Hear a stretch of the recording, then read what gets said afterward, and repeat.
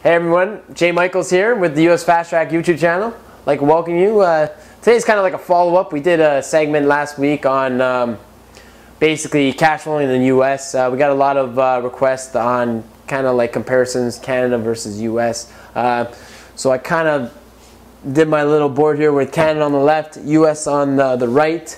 In the middle, I put a little goal. We did $4,000 a month cash flow.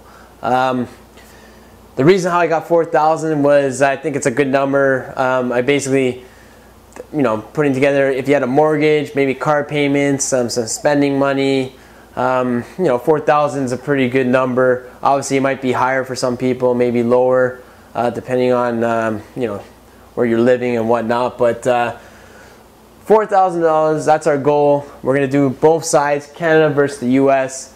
We'll start with Canada. Basically in Canada, I think a lot of investors do the whole, if you can get $100 a month cash flow, you're doing pretty good in Canada. Obviously you might do better in some markets, and some investors take a hit monthly just to kind of buy that real estate and hope it appreciates. In these deals, we're not really putting in speculation, appreciation. We're going to do based on the numbers, buying it, which we strongly advise. So basically in Canada, if you're going for $100, my pen is going, $100 a month cash flow. To make four grand, you need 40 properties. So 40 properties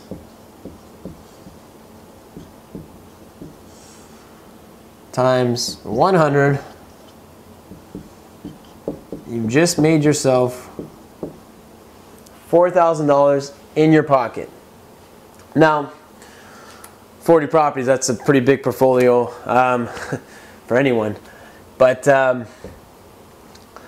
we'll say on average, obviously depending where you're buying in Canada, it can range. 300,000 doesn't buy you much in Toronto.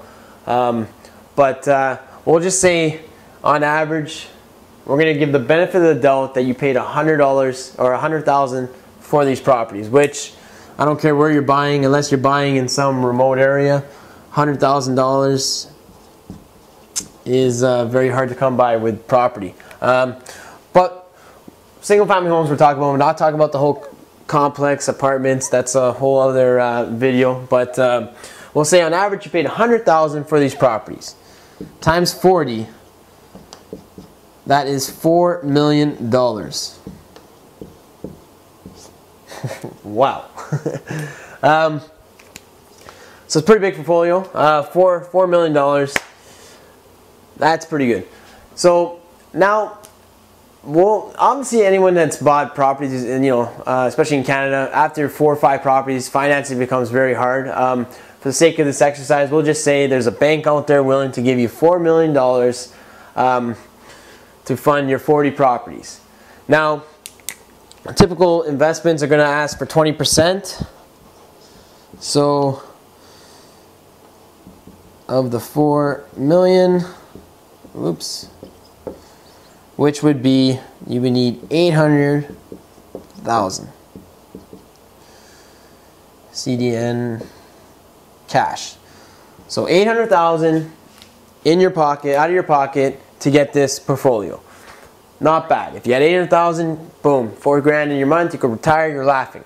Now, on the US side, to aim for $100 a month cash flow is, for right now, since the collapse in the US, it's, if you're aiming for that, you can aim anywhere you're buying, you can pretty much hit that. Obviously, if you're buying in more sexy markets like Florida, and you're buying on the water, you're still paying premium prices for those areas. Everyone wants to be there. So you're going to be paying for that. But on average, what we look for, we buy for performance only. We don't buy for speculation. We buy great properties. So for us, our goal per month is 500 cash flow. We can do better. We've done worse. But 500 for us is perfect. So to get your 4 grand, you would need 8 properties. 8 times 500, $4,000. Boom.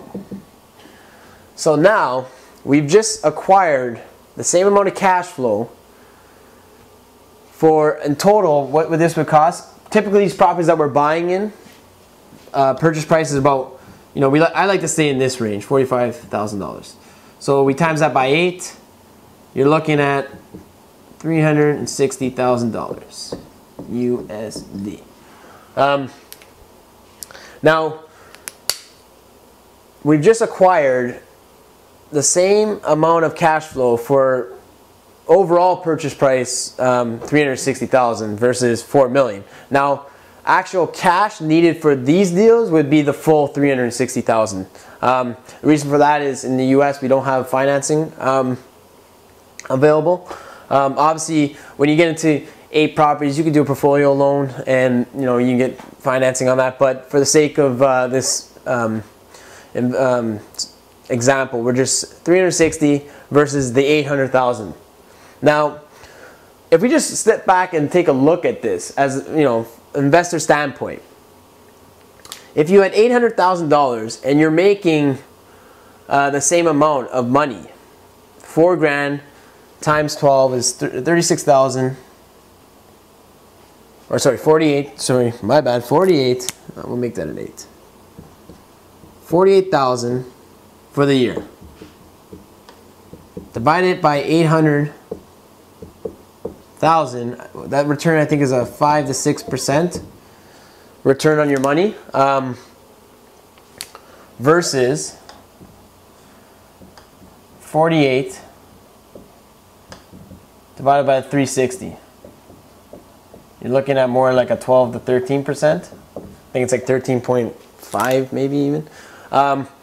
So we're doubling, definitely doubling. Obviously, the difference is you're in the U.S. It's a foreign country to you or to us, versus maybe this could be in your backyard area. But at the end of the day, you got to remember 40 properties. Even if you did get financing, you got 40 properties to worry about. That's 40 properties, air conditioner units going out eventually. Obviously, you're not buying brand new. Stuff's gonna go. Same here. You're not buying brand new. You're not buying a brand new house for 45 grand. But you are buying property well undervalued in the sense of replacement value and what they're going in the market. This is just a comparison. Obviously, these numbers are kind of whole numbers just to make it easier. But this is something that we see all the time, and we try to strive in what we do when we're buying for cash flow. We also like to create a little challenge for Canadian investors. We're actually looking to do something like this and document it. We like to document picking up 8 properties with a partner. We obviously don't want the whole $360,000. We would take 70% of that.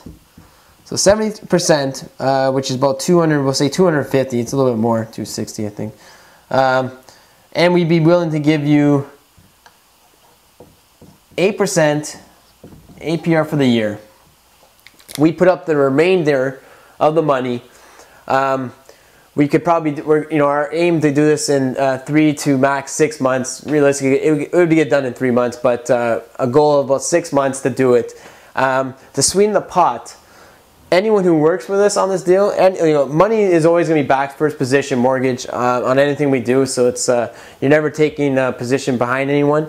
But anyone willing to do this deal, we would sweeten the pot by, after we're done renting or rehabbing the properties and renting them out, if you like the properties that much, we would even sell them to you. Or if you just want to come in on the cash flow, we would offer some kind of 50-50 agreement. I'm not going to go through all the details. This is just something we're discussing that would be pretty cool to document over the term. If this is something, worst case scenario, you'd be getting 8% back in your money, secured, 70% of the property value. So, security-wise, it'd be pretty safe. But contact us for more details on this. We're, we can definitely sit down and discuss all the fine details. But thanks for listening. I hope this kind of gave you a little different perspective on the number aspect of investing in the U.S. versus Canada, feel free to email us at on our website or check out our blog. Thanks for listening, and we hope to see you on the other side. Thanks a lot.